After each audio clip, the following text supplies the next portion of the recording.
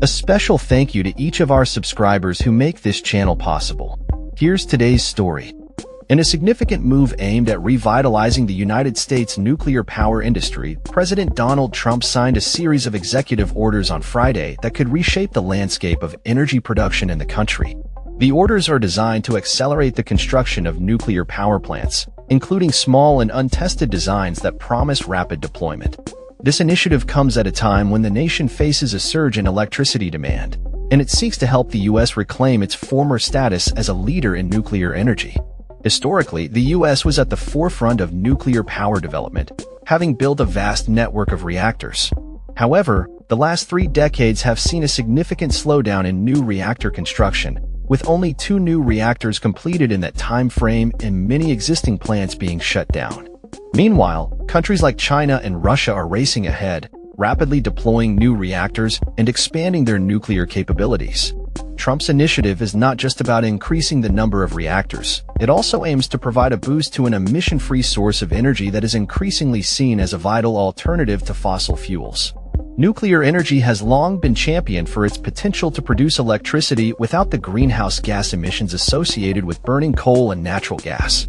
However, the president has emphasized that nuclear power should complement, rather than replace, fossil fuels in the energy mix. During the signing ceremony in the Oval Office, Trump stated, "We're signing tremendous executive orders today that really will make us the real power in this industry." He highlighted advancements in nuclear technology, asserting that safety and cost-effectiveness have improved significantly. Accompanying him were key figures from the energy sector, including executives from Constellation Energy Corporation and Oklo Incorporated, underscoring the administration's commitment to collaborating with industry leaders to reinvigorate the nuclear sector.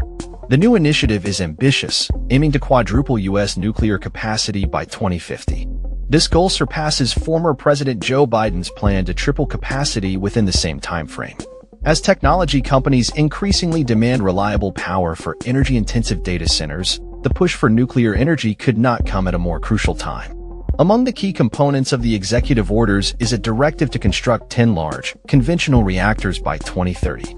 This could provide a significant boost to companies like Westinghouse Electric Company, which has developed the AP1000 design, the last commercial nuclear unit built in the U.S. Additionally, the initiative encourages government financing to restart shuttered nuclear plants and target upgrades at existing sites. One notable aspect of Trump's plan is its focus on military installations. The initiative aims to construct nuclear reactors at U.S. military bases, providing a reliable power source for critical defense facilities and emerging technologies like artificial intelligence. This approach allows developers to bypass the lengthy approval processes typically required by the Nuclear Regulatory Commission, NRC, expediting the deployment of nuclear energy solutions. However, the initiative is not without its challenges. As Congress moves to phase out a government subsidy critical for new reactor construction, experts warn that this could create significant barriers to building new plants. Under a recent bill passed by the House, tax credits for new and expanded advanced nuclear projects would only be available if construction begins by the end of 2028, while credits for existing plants would expire by 2031. Trump's administration is also undertaking a reorganization of the NRC, aiming to streamline the approval process for new reactor designs and licenses. Critics of the current system argue that the lengthy and expensive approval process has stifled innovation and delayed critical projects. However, some advocates worry that hastening the regulatory process could lead to oversight issues, potentially compromising safety. In addition to regulatory changes, Trump is pushing for a reassessment of radiation limits set by the NRC. He argues that current safety models, which assume there is no safe exposure threshold, have resulted in overly cautious policies that could hinder progress in the nuclear sector. Energy experts have expressed concern over the administration's plans to strengthen the domestic supply chain for nuclear fuel, which could inadvertently create a market for reprocessed radioactive materials and surplus plutonium. Former U.S. Energy Secretary Ernest Moniz cautioned that this could lead to the accumulation of materials that could be used for weapons. The Energy Department's Loan Programs Office is also being positioned as a crucial source of financing for nuclear projects under Trump's orders.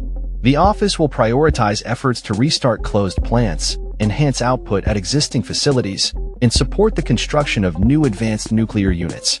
As the nuclear industry grapples with these changes, the potential for growth is significant. Currently, reactors account for nearly 10% of global power generation, with approximately 100 gigawatts of capacity in the U.S. Advocates argue that to avert the worst effects of climate change, the nuclear sector must expand threefold by 2050. Nuclear energy offers a unique advantage over renewable sources like wind and solar, as it can provide continuous power generation around the clock, which is increasingly essential for modern data-driven economies. While the U.S. once led the world in nuclear power plant installations, it now faces fierce competition from China, which has about 30 reactors under construction, and Russia, which has developed a robust export market for its reactor technology. As Trump embarks on this ambitious nuclear initiative, the coming months will be critical in determining whether the U.S. can reclaim its position as a leader in nuclear energy. The success of these efforts will depend on navigating regulatory challenges, securing financing, and addressing safety concerns while meeting the growing demand for clean and reliable energy in an ever-evolving technological landscape. That's all for this story. We upload videos every day covering many different subjects, so hit that subscribe button to stay informed. Thanks for watching.